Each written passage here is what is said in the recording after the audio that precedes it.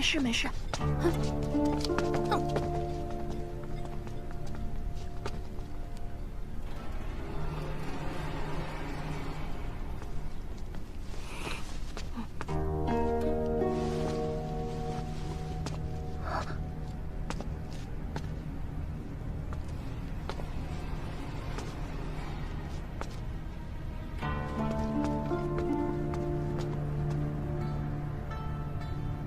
王爷，小人从来没有验过尸。怎么，连王爷都不怕，还怕这个死人？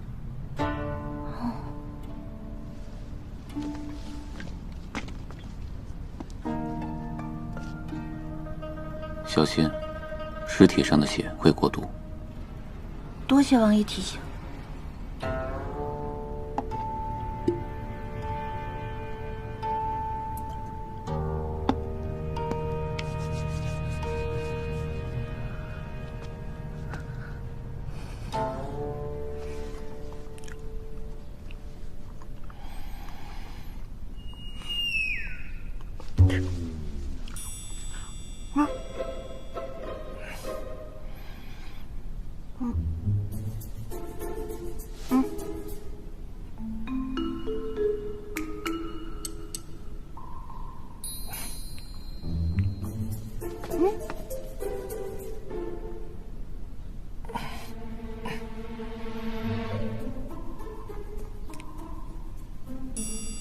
不是想吃吗？为什么不要呢？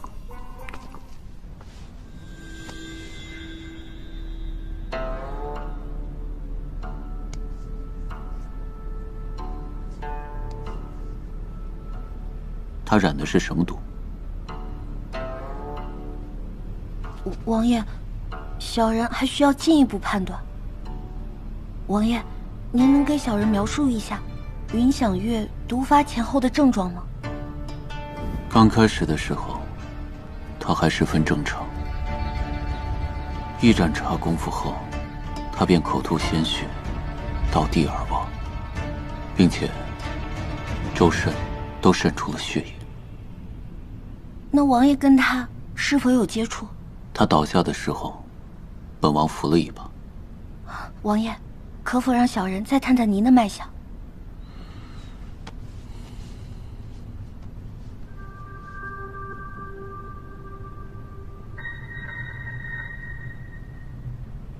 昨夜小人就觉得王爷的脉象十分奇怪，体内有两股气是互相焦灼的，可不知为何，却又气血翻涌，经脉紊乱。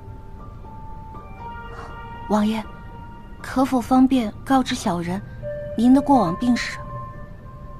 王爷中过渊罗。渊罗花？你知道？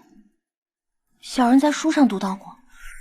这个呢，就叫渊罗花。渊罗花是世间制毒之花。渊罗花生长在毒虫蛇蚁聚集的深渊之地，一旦沾上此毒，3日之内必将血脉凝滞，毒性一旦进骨，7日必亡。你说的丝毫不差。王爷中了此毒，却又活了下来。小人记得这个渊罗花是没有解药的。刮骨疗毒，听说过吗？刮骨疗毒，那可不比渊罗花之毒好受。那王爷体内另外一股气是血沉丹。血沉丹？这个小人没听说过。血沉丹可解这世间一切的毒药，王爷服下的是世间仅存的一颗。哦，那王爷体内焦灼的两股气就是血沉丹和渊罗花，但王爷昨夜体内混入了另外一股气，导致两股药性失衡。之前小人还是有很多疑惑，此刻便是真的明白了。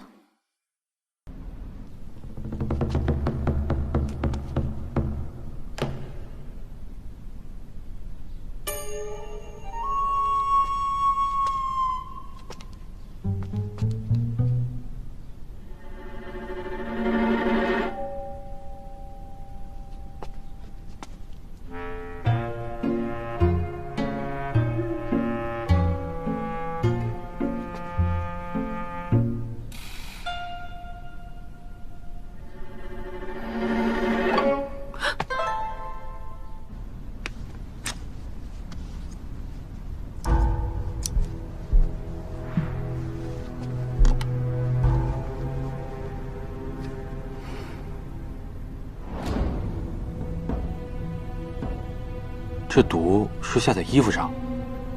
正是，药涂于衣物，渗进经脉。但这不是毒，而是一种叫做还阳散的药。还阳散。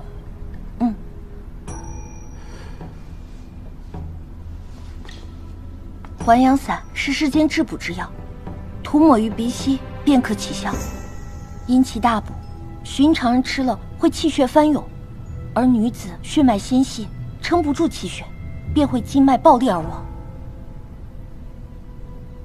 你既然知道还阳散，可知道还阳散出自何处？配制还阳散的原料都非常珍贵，尤其是主要原料制仙果，1岁也仅能得10枚左右。而且还阳散的配制难度极高，10之5、6会有折损，能经得起这般损耗的，恐怕只……你是说，它出自于太医院？小人不敢妄自揣测。赦你无罪。小人以为，这下毒之人心思缜密，而且十分了解王爷的病情。他知道，若是下一般的毒，则会被王爷体内的血沉丹所消解。还有一个蹊跷之处，小人不知道，这云姑娘为何要换了侍女的衣服，而这贼人要取云姑娘的性命，亦不会未卜先知，把药事先涂在侍女的衣服上。所以小人怀疑，是那贼人事先买通了侍女，做了手脚。王爷，您可提侍女来审。那侍女昨夜被人灭了口。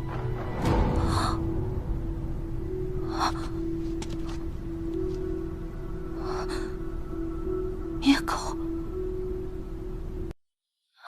王爷，小人身家清白，无意卷入风波。小人若真想害王爷的话，昨夜不管王爷便是了，还免得搅入这滩浑水。不是，小人不是说王爷的事是浑水，能为王爷效命，实乃小人之幸。但是小人灭口。知见，让直墨送他们回去。是。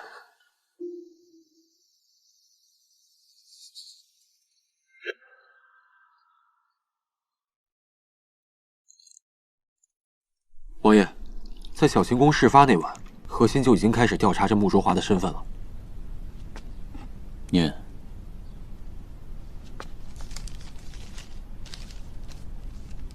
穆卓华，怀州人士，江南首富慕容的庶妻女，原名穆琪。这姑娘胆子太大了，竟然改籍换名。其父慕容，妻妾成群，子女无数。其生母顾一笑原是青楼女子，在妻妾中排行第3，早逝。如果是这种家庭和出身背景，那他不怕声名受损，住在花巷，倒也可以理解了。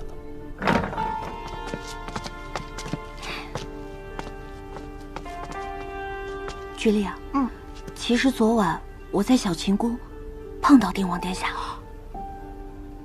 等会儿，过来。这信上说他在府里的外号叫书呆子，平平无奇，20年来从未出过江南，此番是他第1次入京。这慕容前些日子刚娶了第18房小妾，在这般环境下，还能把书读好，还习得一身医术，实属难得。小姐，你这一晚上就干了件这么大的事儿啊！这事儿大是不大，我只是担心，我担心咱们以后不会像现在这么太平了。那小姐的意思是，咱们彻底惹上定王殿下了？可不是嘛。那天晚上我除了装傻，别无他法。他虽然中了药，可是杀我还是有余力的。所以啊，我就想尽一切办法救他一命，就是希望他还能有点人性，也不至于说卸磨杀驴。那小姐，你今日还自投罗网？这云想月死了，我不能暴露定王殿下，就只有暴露我自己了。所以啊，我就拼了命的展示能力，表示忠心。因为装傻也没用了，只能让自己看起来有点用处。哎，小姐，那咱们现在算安全吗？只要这个定王殿下能确认我只是无意之中入局，那我想咱们这小命算是暂时保住了。穆奇用穆卓华之名，以乡试乙榜第25名考中举人，连他都能考中举人。这个名次，不显山不露水。按照他的本事，应该可以考得更优，他只是不想张扬罢了。王爷，此女颇有心机，只是不知她的心机到底是为了自保，还是为幕后之人所用，尚未可知。哎，你还记不记得当日进京的时候，我就跟你说，我总觉着这个定王殿下好生古怪。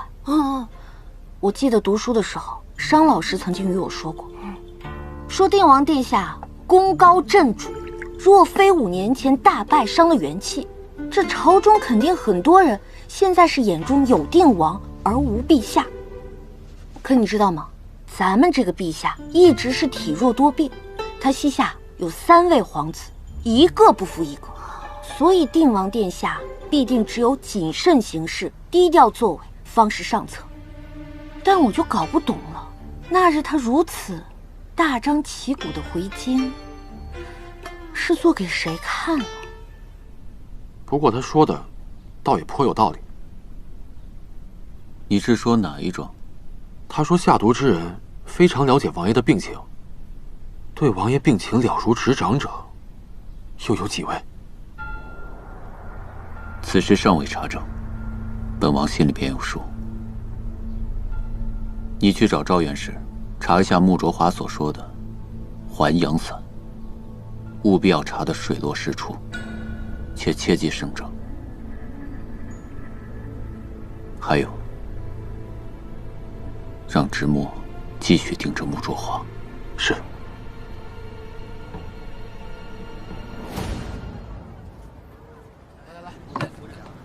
手脚都麻利点啊，好好干。哎，好嘞。来了。今日啊，就是寿宁节了。陛下千秋，普天同庆。每年大宴之后啊，陛下都会微服至定王府来与王爷小酌。去，订好了啊。哎呦，你们2个呀，怎么毛手毛脚的呀？啊，非要我这把老骨头亲自动手啊？哎，好好干啊！哎，好。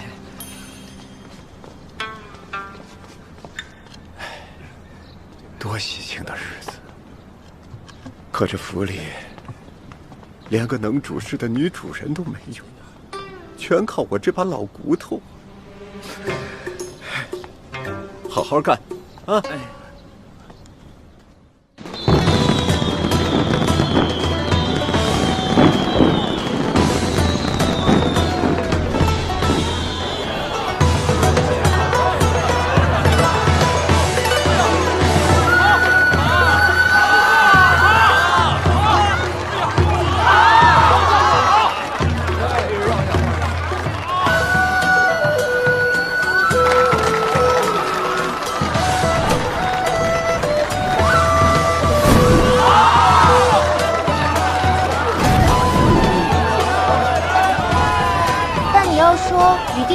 交锋这件事，那绝不后悔。万一能被他看中了，那可是一步登天啊！小姐，你说这定王殿下也太抠门了吧？您都救他命了，他还不给您整金？别胡说，咱图的是定王殿下那点整金吗？那图什么呀？图帽啊！郭居烈，你这胆子不小啊，还敢让你家小姐我图定王殿下的帽？那不图整金还不图帽，那小姐图什么呀？我跟你说，图的就是万一哪一天这周管事真要找到咱们，那定王殿下能拉咱们一把吗？哦，小姐说的对，那您可得小心点。没事儿。这一带是皇城，再往前你看，那就是城楼了啊！谅他也不敢当街抓人。陛下登城楼。小姐，你看，哎，还有帝王殿下呢。陛下登城楼啊！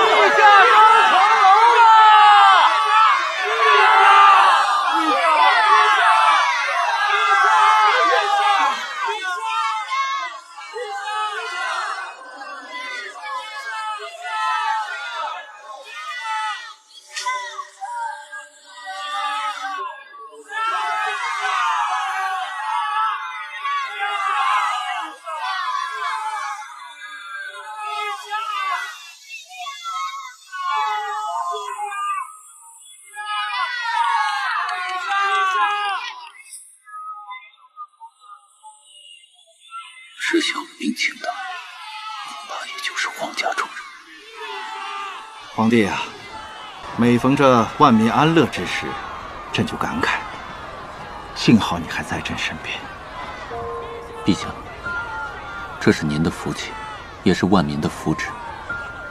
即便没有臣弟在，也一定会有人帮您完成您的理想。你瞧瞧，老是把合该给你的好处往外推。臣弟才向陛下请赏，陛下便如臣弟的愿，重开了天下女子恩科。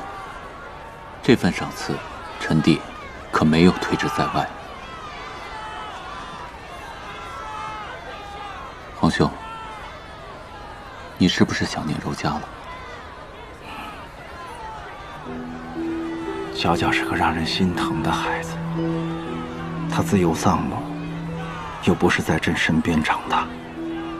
后来回到定京，这好不容易找到真心喜欢之人，却又天人永隔。这定京成了他的伤心地。自他去了江南之后，我们父女已经5年未见了。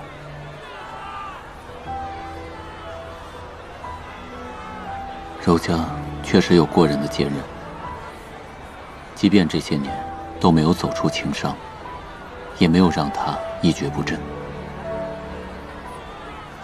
朕知道，如今他的积善堂遍布全国，民间都赞他。神女回来了！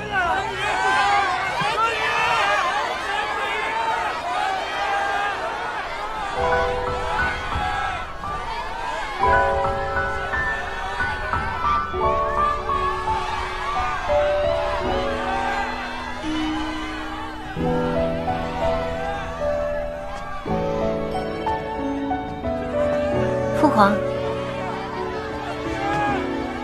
不孝女回来了。回来就好。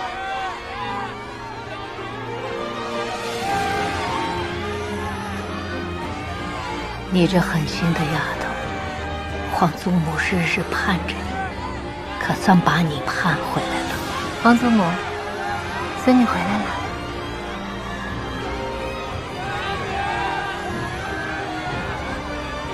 见过母后，见过皇叔。哎，小姐，他们为什么都叫那个姑娘神女啊？那可是柔家公主，是陛下最喜欢的女儿啊。5年前，定王殿下在拒马河大败，其中有一个人也战死在沙场，那就是公主的未婚夫婿薛孝堂将军啊。那不是天人永隔了吗？薛将军死了以后啊，太后想要给公主重新选驸马，但是公主执意要为薛将军守节，一心不问风月事。她回到江南以后，重新去经营积善堂，救助穷苦百姓，心系寒门子弟。哎，我在怀州的时候还见过公主呢。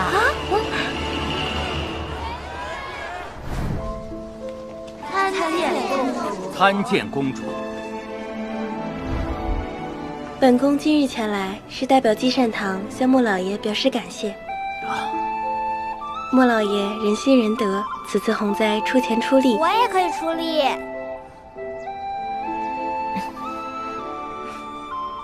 好啊，做人就要有志气，咱们一起帮助灾民，多一个人就多一份力。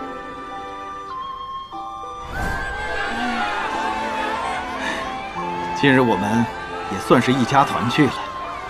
娇娇，随父王一起敬谢这天地。言儿遵命。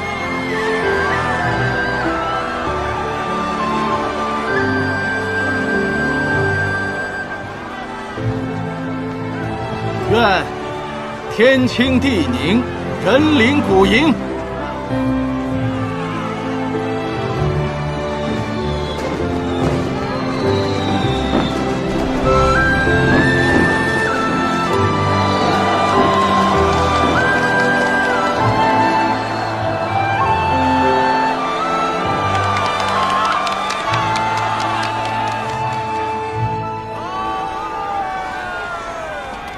天地玄黄，宇宙洪荒。小姐，那边有糖葫芦，我想去买一个。别走远啊！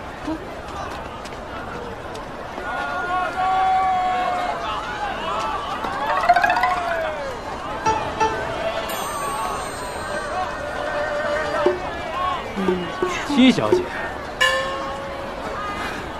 你可真是让我们好找啊！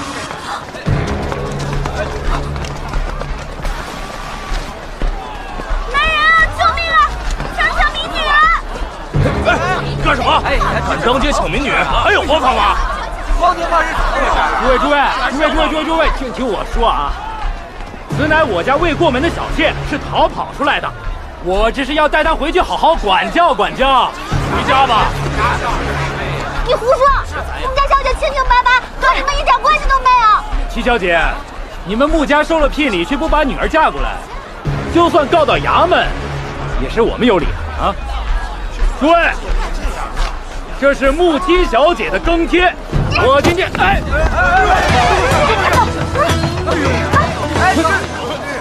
好，追！你们这帮废物！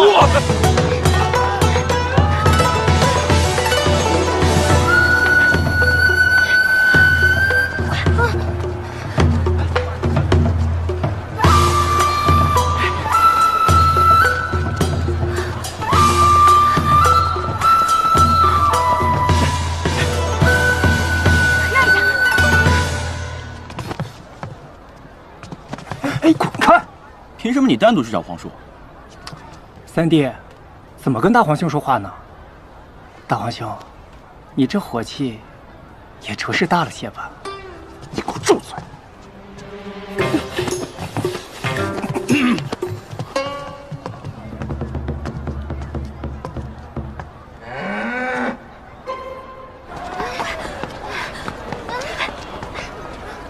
猜对了，还有奖品呢。公主，走。南望孤星梅月生，打一字。是庄子。哎呀，姑娘厉害呀！来，姑娘请听题：风里去又来，风前雁行斜，打一种花。凤仙。哎呀，姑娘真是聪慧呀！哈哈。千歌万曲唱不尽，打成语一句。其乐无穷。河中长草心不忙，打一绝境。芒种。急行穿雨过，打一字。急行穿雨过。言。哎呀，姑娘真是才女呀！稍等啊，稍等。哪儿呢？那边找找。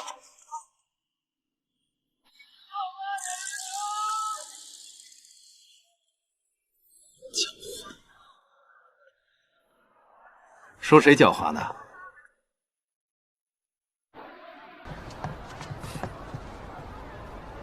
你府上的10段香，不知道朕今日是否有幸尝到？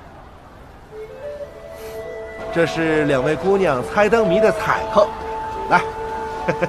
姑娘先挑一盏吧。那我就不客气了，谢谢。哎，好。去哪儿呢？去那边看看。姑娘可真聪明。公主才是单枝无愧的才女。你认得我？城楼虽远，但是公主的身姿过目难忘。况且，在我年幼的时候，还受过公主的教导。那真是太有缘了。是在江南吗？公主，您记起来了。非也，只是听你的口音，应该是江南怀州一带人。我是延州人。那定是我记错了。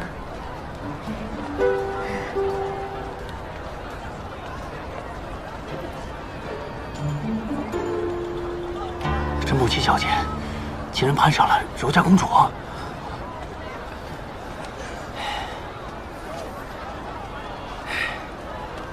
撤吧，再想办法。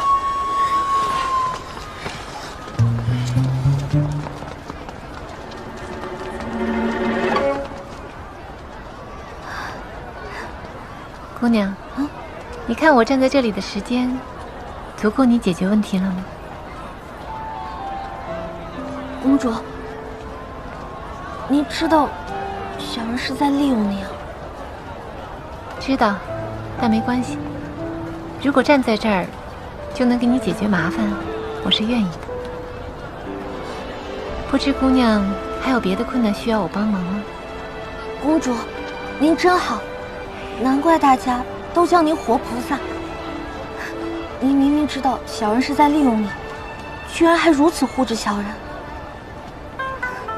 人生在世总有难处，如何是利人？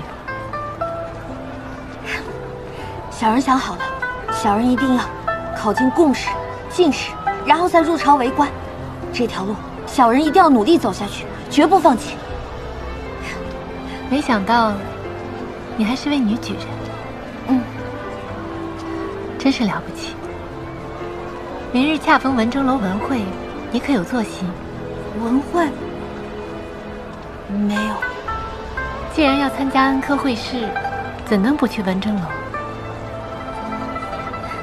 小人为势所困，不敢走动。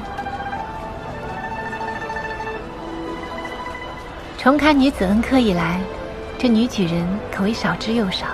本宫同为女子，也只能为你这位萍水相逢的女举人做这点事儿了。明日你可去文征楼，提本宫名号，自然有人带你进去。多谢公主。真的没事了？没事了，没事了。公主慢走。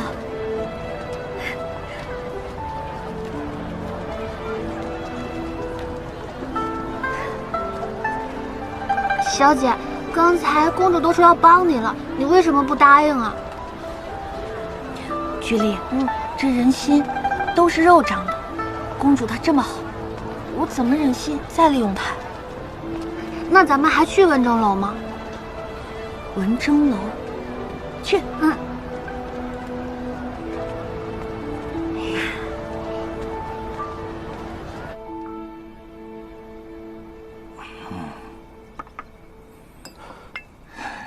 皇兄，哎，最后一杯。太医说你不能多饮，还说我呢。皇兄，哎，好，听你的。哎呀，娇娇从江南请来一位号称江南圣手的神医，真是难为他了，还惦记朕这一身顽疾。还有你这个关爱逞强的。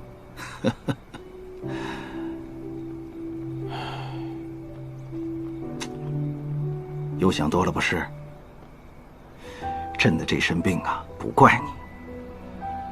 你是朕最亲的弟弟，难道要朕眼睁睁地看着你去死啊？若用臣弟一死，能换皇兄的健康长寿，换取我南陈国泰民安，臣弟愿意死。胡闹！什么死不死的？你要好好活着，朕还需要你呢。臣弟明白。云翔月的尸首居然被帝王殿下带走，愿证明之时他们似乎有了新进展。泛泛的当个富贵闲人不好吗？非要东奔西跑，5年了，真让他泛出花来了。云香月那儿让他逃了一次，这一次可就没那么容易了。是。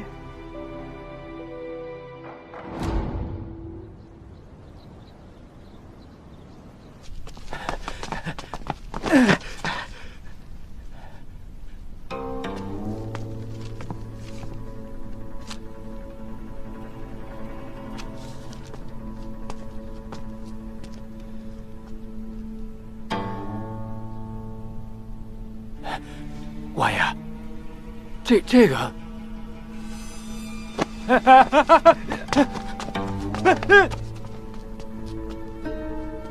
王爷，要让这周管事把穆卓华带回去吗？他知道还阳伞不能离开定京，那咱们要放了周管事？他也还有用。听说明天穆卓华会去文征楼。因缘际会，那就都有用了。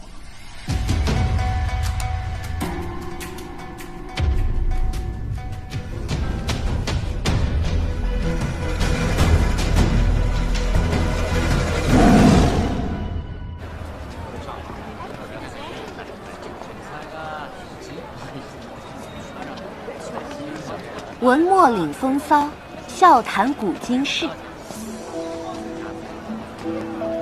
文征楼，居丽，这是哪几个字啊？怀州的文艺楼，五柳醋鱼，天下一绝。就知道吃，走吧。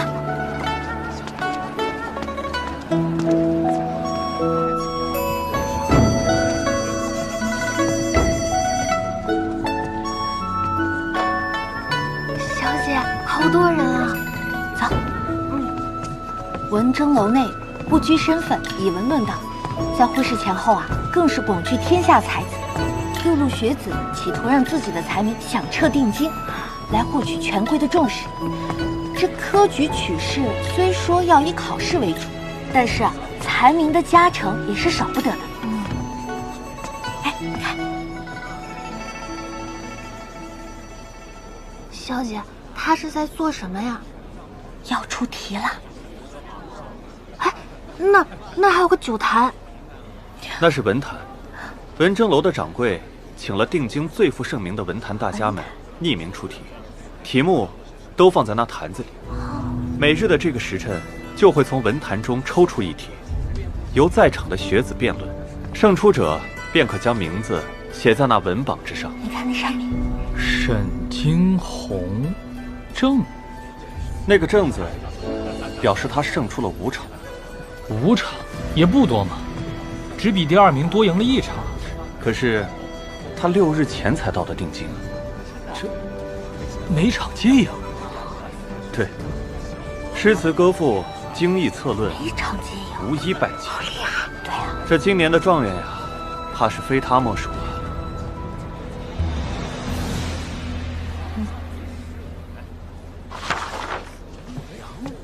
养虎为患，这题。这做何解？走。养虎为患。去吧。您好，请问柔家公主可有定座？客官贵姓？鄙人姓穆。啊，那便对了。柔家公主今晨便派人交代过，只不过临近会试，包间早便被订出。掌柜的给您留了一张外间的桌子。啊，如此便好，如此便好。穆学子，请随小人来。请。走。都安排好了。真好。请。穆学子，这就是给您预留的位置。好。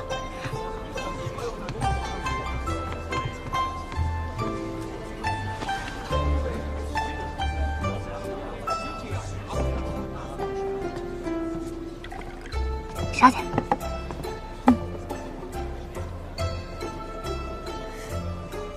小姐，柔家公主还真是办事万分妥当之人呢。那可不是，所以她才那样令人敬仰。你看南辰，有谁说她不好的？对了，小姐，你刚才不是说扬名吗？怎么就做到这儿了？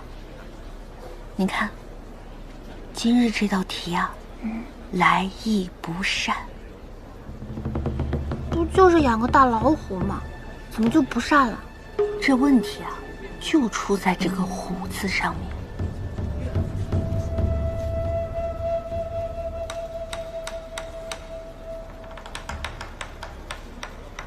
皇叔，您竟然将自己作为题眼，怎么了？有什么不可以？我就是不喜欢别人叫你虎。那叫我什么？狗？不了不了，那还是虎吧，至少威风。只是那些视您为虎之人，是多想要南辰皇室内部征伐。难道我们这些人便不能有天理伦常，兄友弟恭吗？他说下毒之人非常了解王爷的病情，对王爷病情了如指掌者，又有几位？难。怎么难？我对皇叔你不就很真吗？你不还有2个弟弟吗？那先听听别人怎么说吧。好。养虎为患，重点就在于是谁养这头虎？是陛下，还是3位皇子？这题出的言浅意深，实则啊，是在试探民心呢。小姐，为什么就跟陛下和3位皇子扯上关系了？因为这头虎啊，它分明指的就是定王殿下。啊，大魔神啊！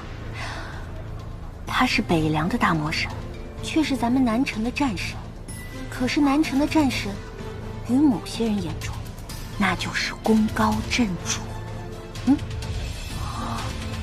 定王殿下那么可怕，小虎还是头大老虎？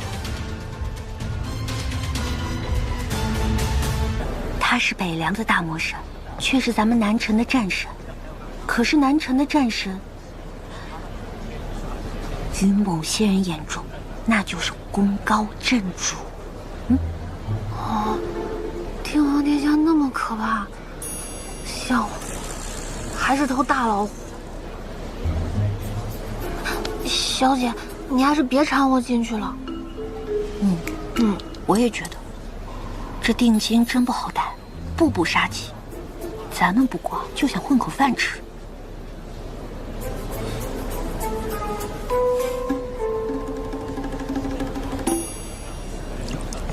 客官，您的菜来了。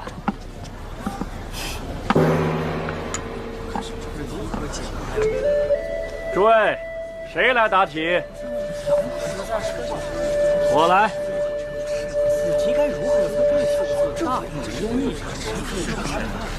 此人便是文榜第2的文世宗。沈惊鸿到定京之前啊，他独霸榜首，之后却5场连败于沈惊鸿。今日还能再上这个台，且不说文采如何，但这心性也非常人可比。虎者，凶兽也，养之则为患，除之而勿近。上人有仁心，贤者有大义。小可不才，自以为唯其义尽，所以治人。吾等读圣贤书，所学何事？为国效力，为上分忧。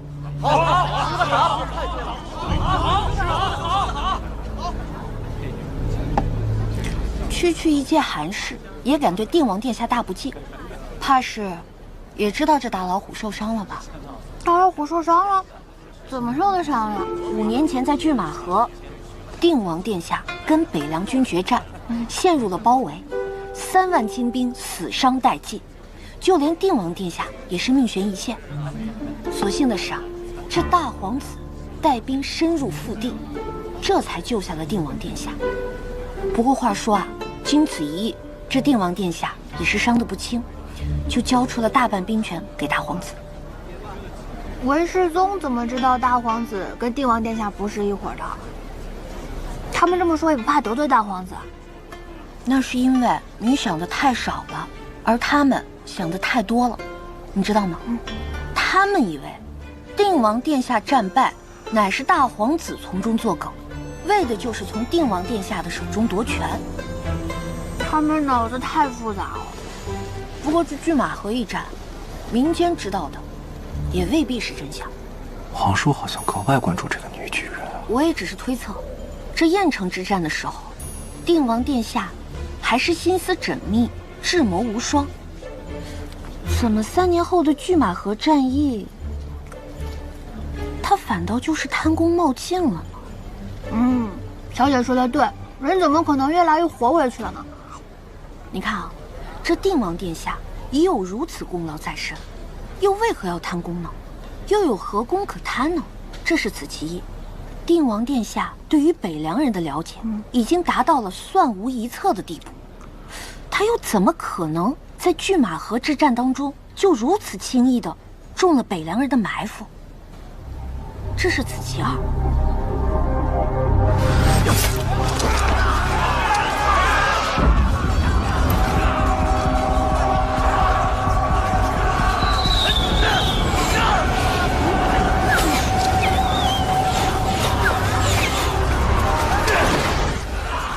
袁成兵背叛了我们，咱们中埋伏了！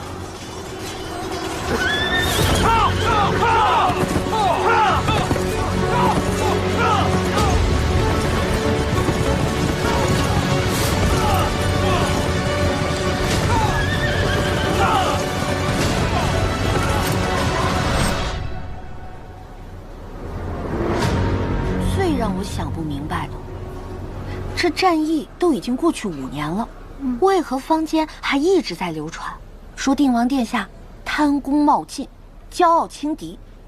这是此其三，我怎么也想不明白。连一个女人都明白的道理，却有一群不识相的东西，天天在父皇面前聒噪。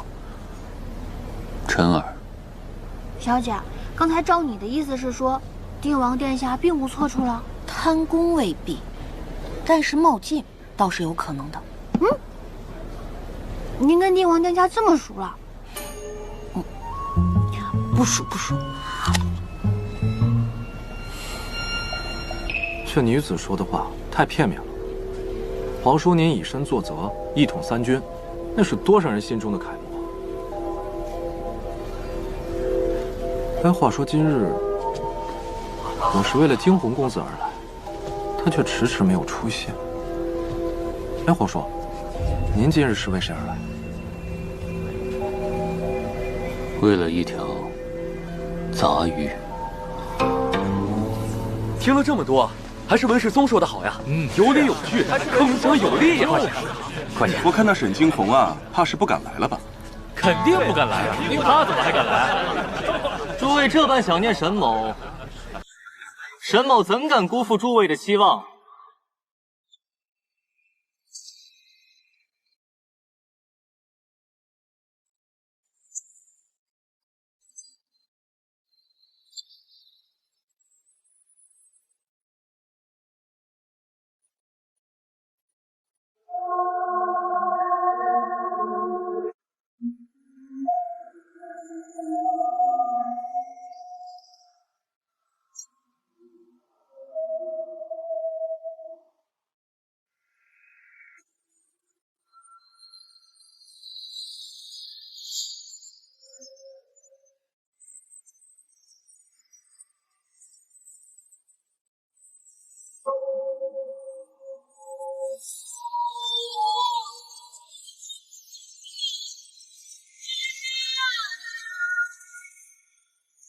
原来是他呀，小姐，你认识他？不认识。惊鸿公子姗姗来迟，可是让我们久等啊。不知惊鸿公子对于今日的议题有何高见呢？对呀，惊鸿公子乃是状元之才，想必见解不凡，能令我等耳目一新。是啊。让诸位久等了。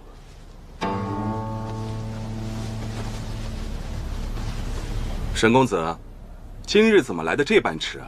可是怕了？沈某刚刚扶一位老人家过桥，所以迟了。沈公子，你这是在开玩笑？开玩笑的，不是方兄你吗？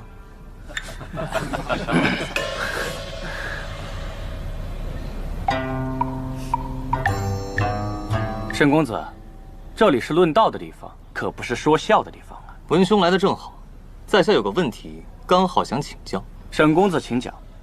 这天气乍暖还寒，文兄你打个扇子，不冷吗？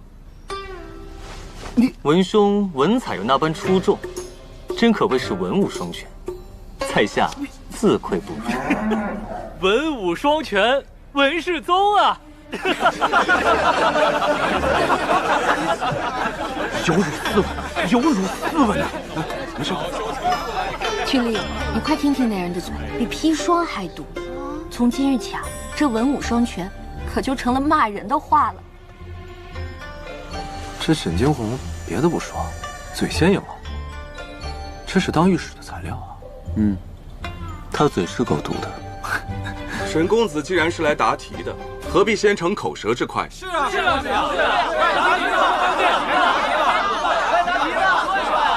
既然诸位这么捧场，在下献丑了。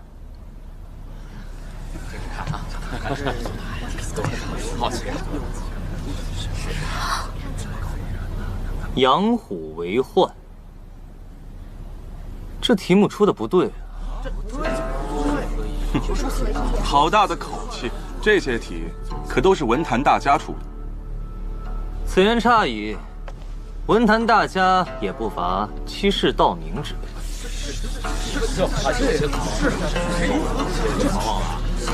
黄背戏演了。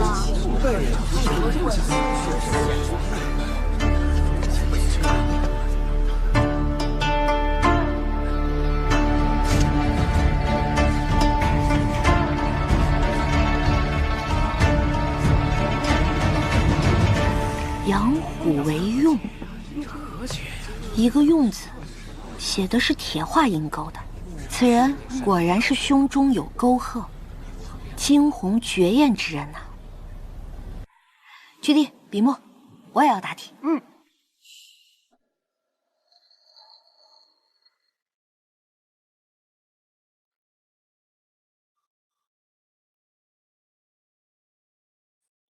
养虎为用，这用字何解啊？既是猛虎，如何能为用啊？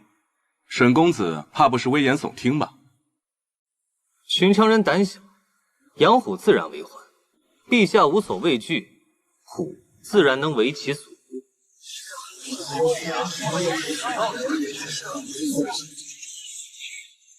可是老虎凶猛，伤了人怎么办？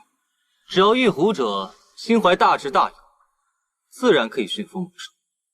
好比齐桓曾任用射伤自己的管仲为相，富国强兵，最终成就霸业。说到底，虎的凶猛是本性，并无对错之分，而人的畏惧才有错。自己无能，还揣度陛下，这题出了何用啊？说的太对。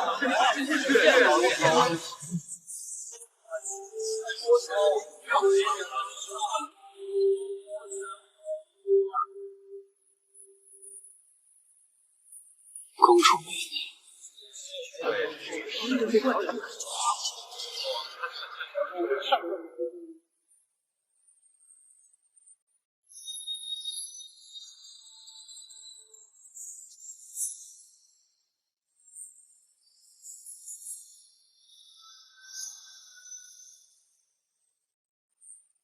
这沈惊鸿就这么走了？小姐，我以为你也要准备下去应战呢。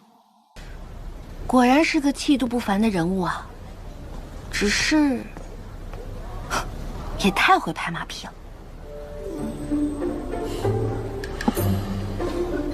若再无人对垒，那今日的榜首便还是沈惊鸿。这养虎为用，一下子把所有人的马屁都拍上，我真是自愧不如啊！小姐，你别这么说呀，你也很会拍马屁的。你好好学学，都拍到我马腿上。啊，小姐，哎，我就不应战了。这文征楼，只怕是有些背景的。小姐，我这愚笨的脑袋瓜，真的追不上你啊。没事儿，你慢慢追。养虎为患，能出这样的题，实在是太危险了。敢这么出题，这背后必然是有所倚仗。更有甚者，是受人之命放题。不对，这也不太可能。放出这样的题来，又有什么好处呢？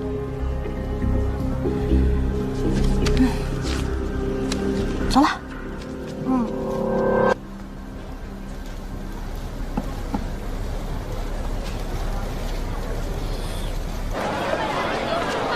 文征楼连个馒头都这么贵，以后再也不买。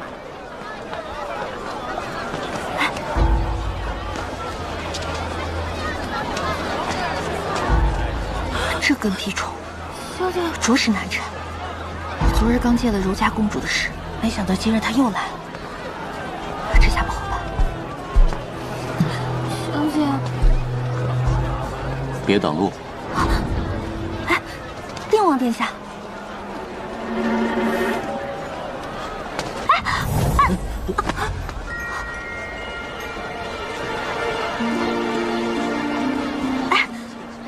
没想到今日在这儿还会碰到定王殿下。走走走。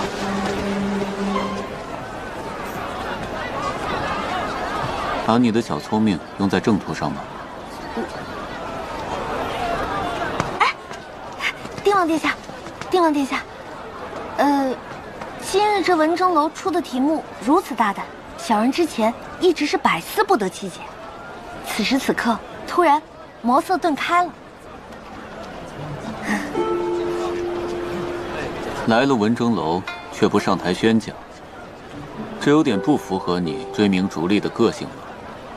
神仙打架，殃及池鱼，小人只想升官发财，可不想受牵连。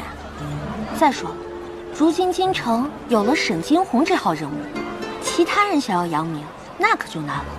就怕是扬名不成，反而成了文武双全之辈了。你追上来，就想跟本王说这些？小人是定王殿下的人吗？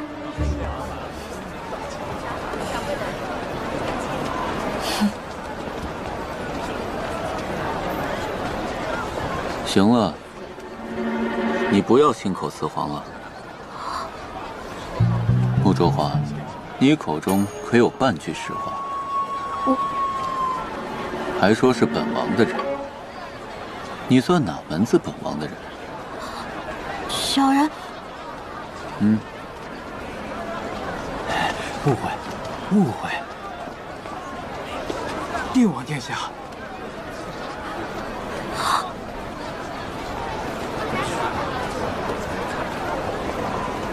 什么？你跟我说说，这黄书葫芦里到底卖的什么药？那个人也是知见找来的？钓鱼，区区杂鱼，庞叔竟然牺牲至此，还当真是委曲求全。若不是本王打听到此人的下落，怎么会知你如此攀附本王，只是为了一己私利？我劝你收起自己的小心思，本王不会要无义之人。为一己私利，就一定有错吗？女子就一定要成婚嫁人，就不能实现心中抱负吗？定王殿下，您奏请重开女子恩客，可是您知道，您面前这位女举人，光是走到这文征楼前，就已经用尽了全身的力气。是，君子坦荡荡，小人长戚戚。但是小人为了生存之路蝇营狗苟，就一定有错吗？您问忠心，您看，这便是小人的答案。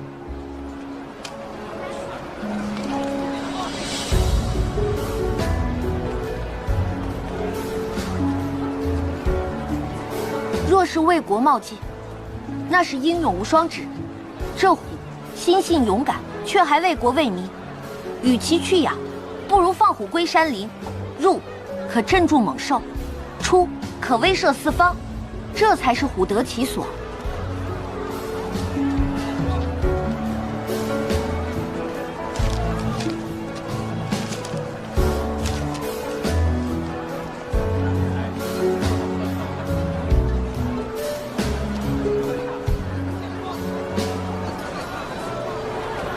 你不冒进吗？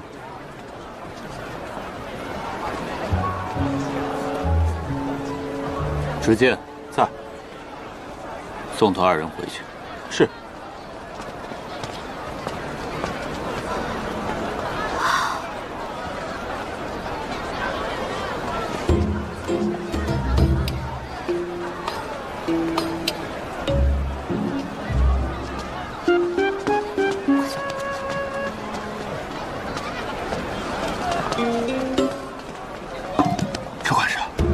车管事，走了人都。车管事，这定王殿下是何意啊？哎呀，这七小姐果然是个妙人，快跟上，找到她的住处。走。不要紧啊，看我这方面。我可看好队啊，都有。不要紧，每人都有啊。伙计，这冬天一过，我光要点夹的，不要棉的，可以吗？这价格已经很便宜了，再说过2天，说不定还要倒春寒呢。您说是不是？啊，您说的也是。我就要2包大人的。好嘞，来2包大人的啊。谢谢啊。慢走啊。来，下一个。别写啊，都有。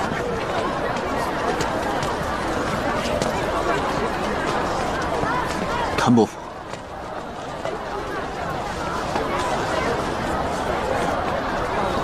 不敢，小人是草民，承担不起王爷这样的称呼。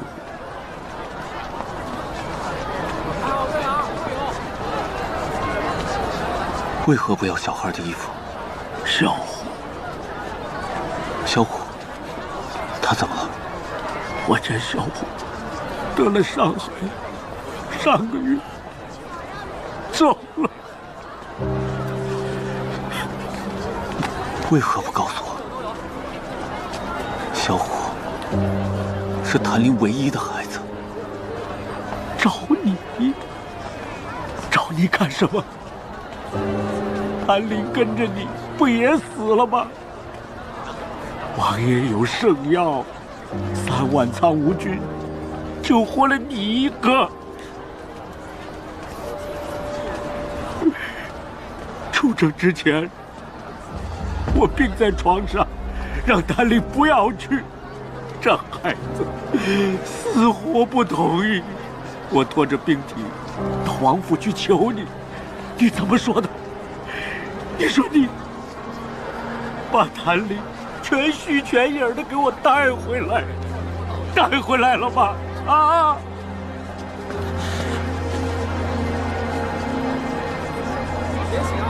谭林可是我唯一的孩子，你带回来了吗？带回来了。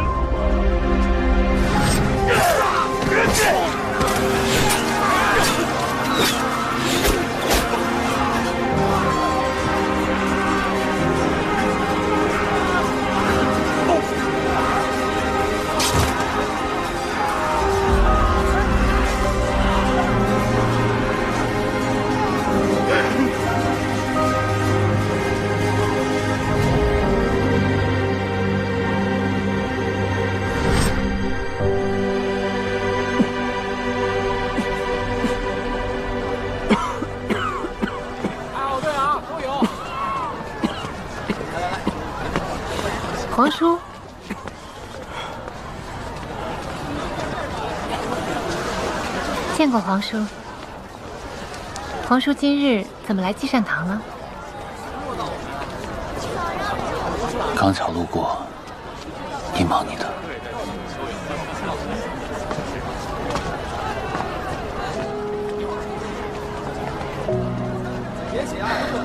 看来皇叔的身体还未痊愈，跟父皇一样，郁结在心呐。没想到这定京的积善堂开业第1日，就有这么多人上门求助。下一个。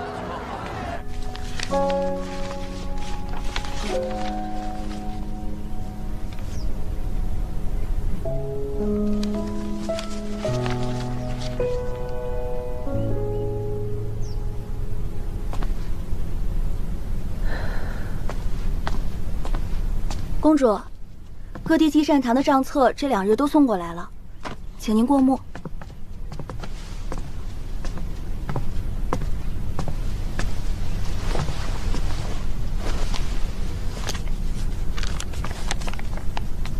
关于各间积善堂在过去1年内的银钱、粮食、木材、布匹、纸笔、草药的消耗都一一记录在册，接见了3000余人，开办了10间学堂。约500名学子入学。公主，那些受到帮助的贫苦百姓和寒门学子都对您感激不尽呢。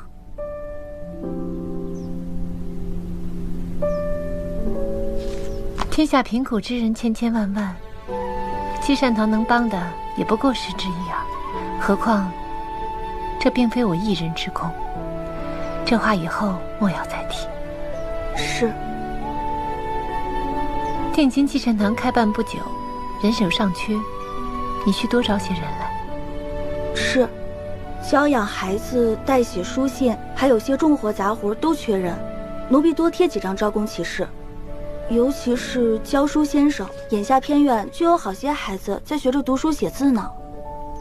跟我回家！爹，我求求你了，让我读书。回去！我不回去。跟我回家！爹，我求求你了，让我读书。读什么书？家里哪有那个闲钱？走，让他留下吧。这里读书无需花钱。女孩子读什么书啊？早晚都得嫁人，家里还有一堆活等她回去干呢。我想读书，想认字。他留，你走。本宫想给他一个读书识字的机会。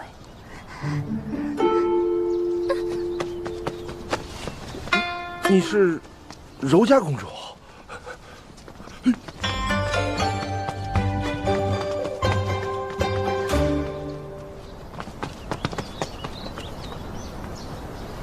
以后留在积善堂，就不用再怕了。带他去吧。是。来，走吧。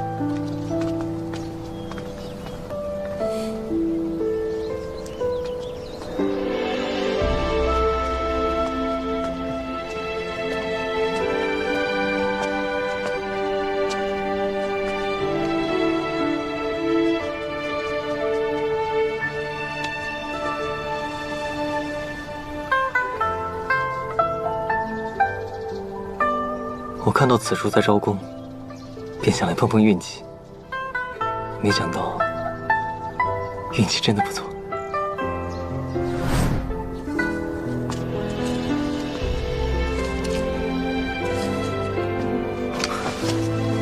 公主，您是何时？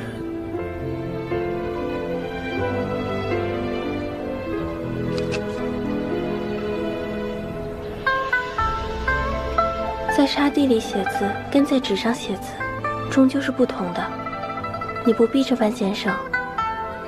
积善堂已经记了在下许多，笔墨纸砚都不便宜。那你以后也要在沙子上答卷吗？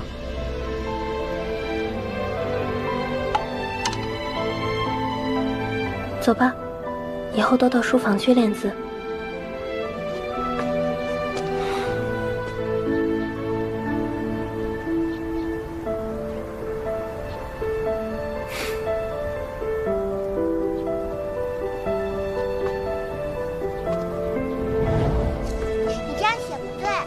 许久不见，你成熟了许多。许久不见，公主确实一点都没变。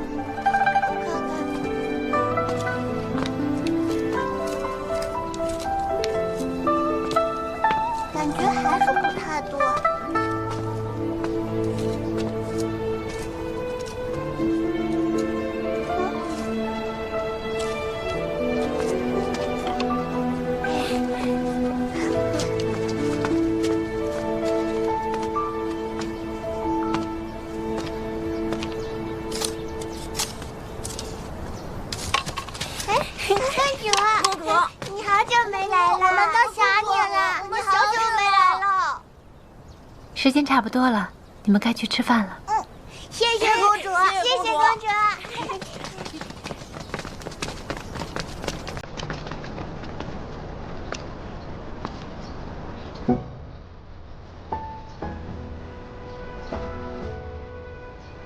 没想到你会来积善堂教书。青红得公主负责，才能从那个闭塞小地方来到繁华的京城，所以也想帮帮其他人。马上就要会试了，你是状元之才，专心备考才是首要。放心吧，不会影响的。那本宫就拭目以待了。公主，后日福云寺将举办诗会，青红斗胆邀公主同游，不知公主意下如何？近日积善堂事务冗杂，若是得空，也并无不可。那我就静候公主放假了。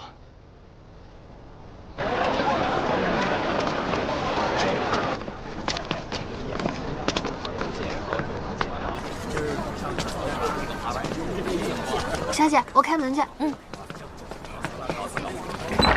小姐，哎，定王不是说要送我们到家吗？这还没到家呢。说的也是，送佛上西天，只送到门口可不行。不然你也可以吃了晚饭再走。我们家居丽的厨艺啊。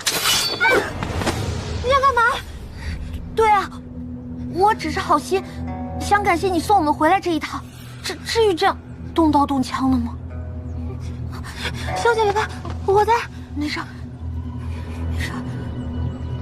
好吧。剑已出鞘，必有高见。那你说吧。小姐，别以为这样你就当真攀附上了王爷，我劝你小心为上，千万别存着欺骗利用王爷的心思。直墨虽然看着凶狠，但他大多数时候只是吓吓人。可我不一样，我是真的会杀人的。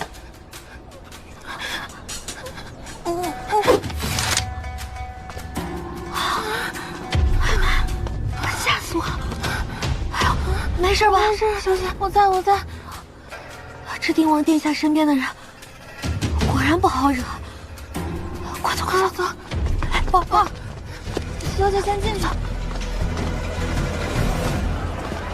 公子，来看看小挂件吧。都是当下最时兴的玩意儿。这丫鬟力气怎么这么大？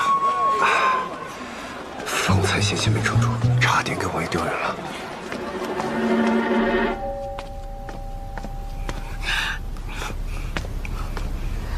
好了，别生气了，我现在就去告诉直墨。不对，是定王殿下。还想告状呢你？忘了坊间是如何评价定王殿下的？坊间说定王殿下不能人道。哎，小姐，人道是什么意思啊？非礼勿听，非礼勿言。这种话。这种闲话，万万不可乱传啊！不能瞎说。记住了？记住了。似定王殿下这种在战场上出生入死过的人，就我这点小伎俩，原本我也没想着能瞒过他多久。哎呀，只是居丽，我是真的害怕。你说，我只是个小人物，能活着谁想死呢？算了。只要能借他之势解决当下的麻烦，就已经很好了。我现在借到了吗？借到了呀。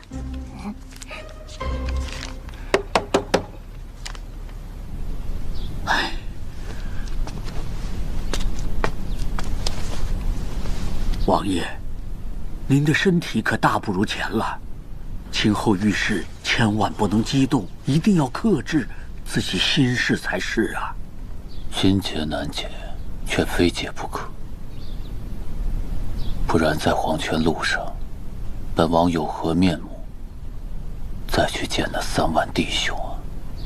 另外，持剑曾经来问过微臣，可微臣行医数10年了，从来没有听说过还阳散这种药啊。微臣知道王爷对此事十分重视，我也旁敲侧击地问过其他太医，他们都说未曾听说过这种药啊。历年来，太医院的药方你都查过了吗？查过，确实没有记载。木湖州，哎呀，药方一事岂能胡诌啊？药方的比例那是有案例佐证的呀。那就有劳赵院士了。芝墨，帮我送一下。赵院士，请。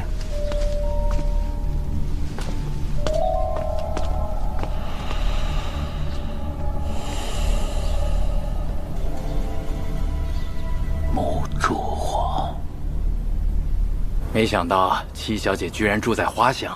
怪不得小人寻遍定京城都找不到您的住处，您真是闷头办大事啊！周管事，我不知道您说的是什么。七小姐的事儿，小人不敢多问，只是接下来七小姐要去参加春闱，这婚事到底该怎么办呀？周管事嘴上说着不敢问，却什么都问了。不敢。小人呐，也是想要回去复命，庄大人那边还等着信儿呢。等什么信儿？等我一举高中，荣归故里，还是等着我为达官贵人办事，从此平步青云？这，我知道你最近一直跟踪我，心中也有所不解。可是刚才你也看到了，在文征楼门口。这定王殿下就是默许了将来我为他办事，这才特意让人送我回来的。要是这点你都看不出来，那周管事以后如何能在庄大人那里得到信任呢？这几日我是看明白了，七小姐绝对是能成大事之人啊！那是自然。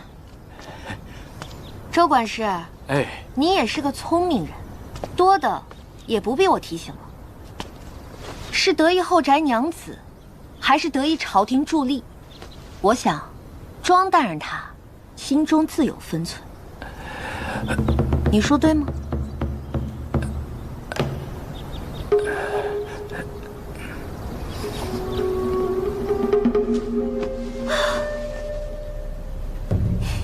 小姐，小姐，你说周管事是不是真的放过咱们了？多半是放过咱们了吧。这个周管事以为我在为定王殿下做事，自然不敢苦苦相逼了。你别看我父亲是江南首富，但是跟定京这些大人物比起来，连只小蚂蚁都算不上。那他回去会不会乱说呀？传回去什么话，就要看这个周管事如何禀报了。菊丽，你去把咱们之前兑的那5个银艇拿出来，明日一早你便去趟客栈，送给周管事，好生叮嘱他不要多嘴。不行啊，小姐，这可是你冒着风险赚来的钱财，你就这么送给周管事吗？送，只有送完了，我才能安心参加会试，才能真正的做到两耳不闻窗外事。